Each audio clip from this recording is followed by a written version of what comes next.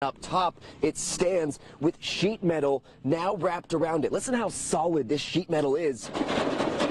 That now has been folded around this tree almost like paper. This crescendo has been building. People coming more and more and more, expecting something to happen, but not truly knowing when it would. So when we walked into that courtroom just an hour ago, there was no anticipation that it would be the verdict. Of course, we now know Alex Murdaugh guilty on all 4 counts. Dante, you know what? Let's even show further up here because you can see up on this side of the mall, which I don't believe we've shown you yet live, there are first responders lining the street that direction, making sure that anyone trying to come in this way cannot, and they can be kept out. The folks you can also see lined up.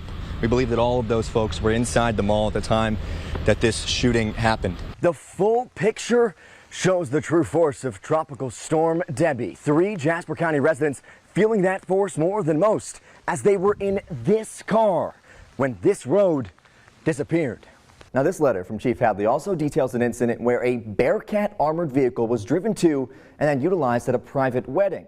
For a point of reference, this is a Bearcat armored vehicle. Now, a video on social media showed at least 9 people on top of something like this while it was driving slowly down a street. Just so we have this clear, tell everyone exactly what you were told by folks who were in the area.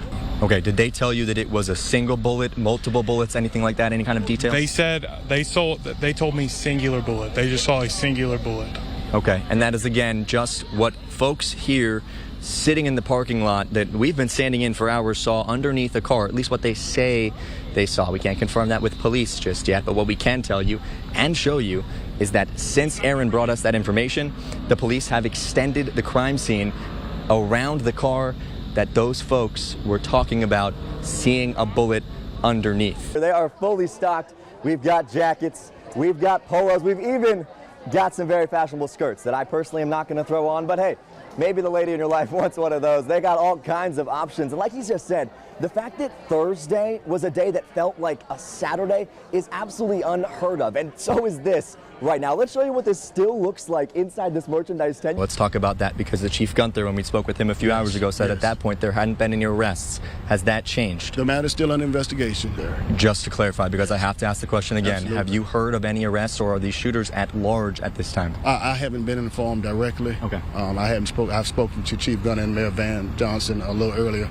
but right now I have not been updated. However, as Sheriff, they will update me on what's going on. All right, Sheriff, I appreciate your time. Thank you, sir. Thank you so much for talking to us. Thank you. Of course. Yes, sir. Of course. That's Sheriff Richard Coleman of Chatham County making his way around the scene as he has for hours now. Sheriff Coleman saying that he doesn't really have any updated information on what happened here or if there have been any arrests just yet, but he did reiterate what Chief Lenny Gunther said about there not being a threat right now to the public. What that means, we don't know. We don't have any information on if there have been arrests. But of course, just as I had to press the sheriff there, we will continue to press the Savannah Police Department, with which Sheriff Coleman pushed us to for that information. As they are leading this investigation, we will be asking them those questions to bring you answers. At first, they're going to have to make their way through these like they're a football player, if they can. Then, right down the first slide and into the ball pit. You know what? Hopefully your kids are a lot more coordinated than me and they get into that slide. Anyway, there's no way that wasn't the greatest moment in the history of live television. They're still actively searching for this missing F-35. I called the Marines in the last hour as well, and they tell me the same thing, that their search efforts are continuing and that they have no updates beyond that to give us. All of that frustrating Congresswoman Nancy Mace, who represents this whole area and district, saying that she now has questions about the investments into these planes. Maybe the only thing cooler than the car is who we've got with it. Georgia Governor Brian Kemp, First Lady Marty Kemp. How incredible is this today in Savannah? Oh, unbelievable. 200 years, great celebration, great weather, and, it's great for our economy. Absolutely is. And Governor, I'm not going to ask you to pick a favorite child or city, but we know Savannah on St. Patrick's Day doesn't get any better than this in the state of Georgia or country. As the dark metal gates to one of the very oldest continuously operated gun clubs in America swing open, the revving of a truck engine fades, and the sound of a sports dynasty propelled by youth shoots to the forefront. These are just some of the Forest City Juniors. 6-time defending national champs. Starting in 2020 and every year since, they've gone to the Scholastic Clay Target Program National Championship and not just taken a picture with the trophy, but brought it home as the nation's best. It's pretty cool. Yeah, a lot of people like to ask me about it. It's something pretty remarkable. The sport is incredibly specific, requiring an acute attention to detail and fierce focus. It's a concentration that's tough to keep under championship pressure. But this season, these shooters were up against an adversary harder to overcome than their competitors. It was horrible, awful. As suddenly as clay targets break, the hearts of everyone around the team shattered the same. A parent, described as the juniors' biggest cheerleader, Scott Ritchie, died of a heart attack. When I got the phone call, my 10-year-old son was in the back seat, you know, and he's like, what do you do? Through the impossible questions, they found answers together, both the parents and their teenage athletes. We're all there for each other. It's not just like a shooting club. It's just, like I said earlier, it's just like a big family. They used that unity to get through their grief, but brought it with them on the course too as inspiration. The team's motto, 6 for Scott. This year I felt like was different in the aspect of doing this for him and doing this for the people who can't show up. Unfortunately, the folks she's talking about there extend beyond Scott. Bailey Stokes just finished her last season on the team. She's heading off to college now, with hopes of continuing to shoot at the next level. Bailey, though, hasn't always been in the mood to smile and wave at the camera. My mom, 2 years ago, she was diagnosed with stage 4 breast cancer. She credits the team, her bigger family, with helping her through the tough times with her immediate one. I owe so much to them too because, I'm sorry, driving me to shoots, my mom would be sick and they would come and take me to Cedar Point. It's just it's special. Sorry. It's this kind of dedication to each other, not to the sport, everyone I talk to says is the standout reason behind their success, especially this past season. I think a lot of it has to do with just how the loss of a loved one brought us a lot closer this year. The team's coach tells me they faced their grief head on, opening the box of questions that came with that, along with the shells they'd use as ammunition to fight back.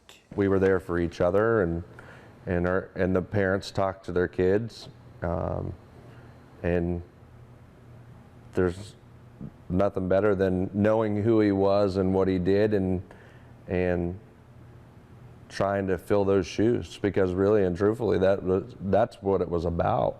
In the process, the Forest City Juniors won their 6th straight national championship, picking up the pieces of what was broken beyond the field and displaying their dynastic dominance on it. It's 7:30 on a Sunday night, just days after Thanksgiving.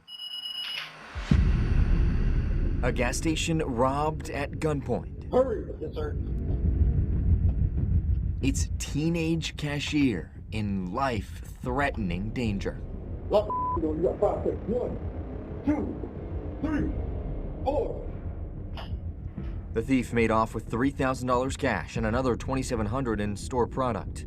The employee unharmed but shaken up, as was the manager. Stuff is replaceable, but a person isn't. Just weeks before, on the other side of Hampton County, Piggly Wiggly was the target.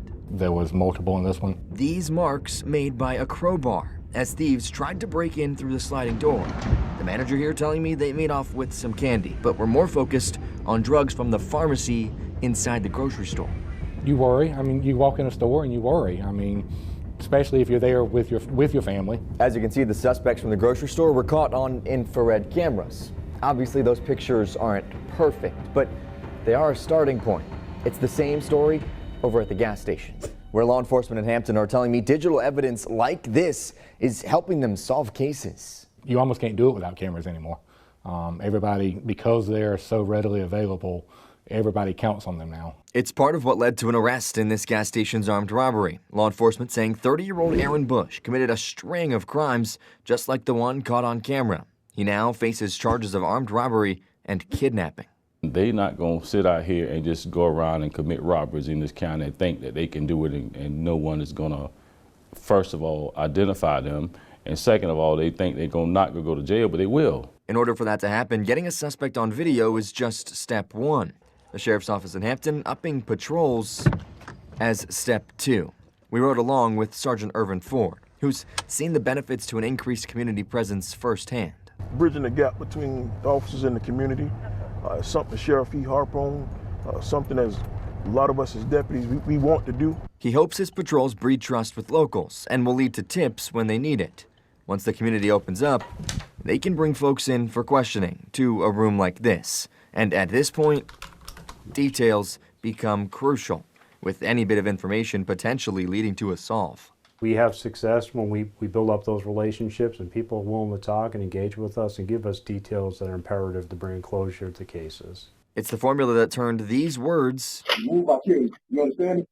into time behind bars. But not all real-life Grinches have been taken off the street just yet.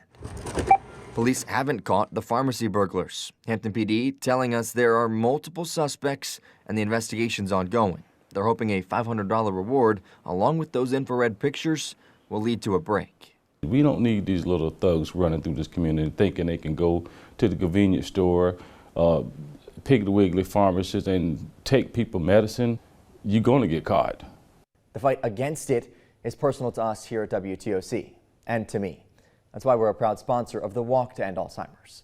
It's also personal to a Bluffton couple we first introduced you to 2 years ago, just 1 year after the husband Chris was diagnosed. 2 years ago, when we interviewed Chris and Janet Long. At one stage, the doctor came in and says, well, you probably have 4 years to live. And that set me back quite a ways. Chris had just started his fight with Alzheimer's. Just doesn't seem like it's enough. I, just retired a couple years ago, so I'd like a little more time. In the time that's passed since that interview, his wife and caregiver says he hasn't changed. Yeah, well, you're everything, honey. His condition hasn't deteriorated as quickly as they were expecting. He's still my husband. He's still my Chris. And for that? I'm so grateful. I'm grateful for that, but my mind is not the way it used to be. The 67-year-old says he doesn't trust himself in conversation, calling it irritating. It's difficult for me to remember the things that I think I remember. One thing he's certain of is his appreciation for community support. 2 years ago, Chris stood on stage at the Bluffton Walk representing other patients. He was the first person in the state to do so while on breakthrough treatment, FDA-approved Leqembi. I felt very supported at the last walk. I mean, to see all those people walking for something that could affect me was really encouraging. There's a moment at Walk where we bring out folks with different connections to the disease represented by different colored flowers, like a white flower that you don't see in our garden here today. It's brought out by a young person and it represents the first person who will beat Alzheimer's. It's a moment of hope for the hundreds of people that gather in this park each and every year. And 2 years ago, as Chris stood on the stage right here next to me, he felt that hope more than anyone. I enjoyed the walk, I enjoyed the crowd. I felt like there's some movement. There's a potential cure. And I still hope for that. Fueled by that hope, since then the Longs have gotten to celebrate life moments they weren't sure they'd get to enjoy, like the weddings of their sons, and they're ready for more. Now we are just hoping for grandchildren. Babies. We want babies. We want babies. They laugh, smile, and joke. It's funny how my golf scores go down. I don't know. Yeah, the golf scores are going down. Through candid conversations a lot of people can't have, knowing their best chance in this fight is at the other side. I also know that when I wake up in the morning next to him, and tell them what's on the agenda for the day, that we're here and we're doing it together. And he's the same guy I married, maybe a little older. Just Janet and Chris have raised more than $9,000 for a walk team filled with people in their neighborhood. And as of right now, Janet is one of the largest individual fundraisers for the entire event. The Bluffton Walk to End Alzheimer's is tomorrow at 10 a.m. on the Promenade in Old Town.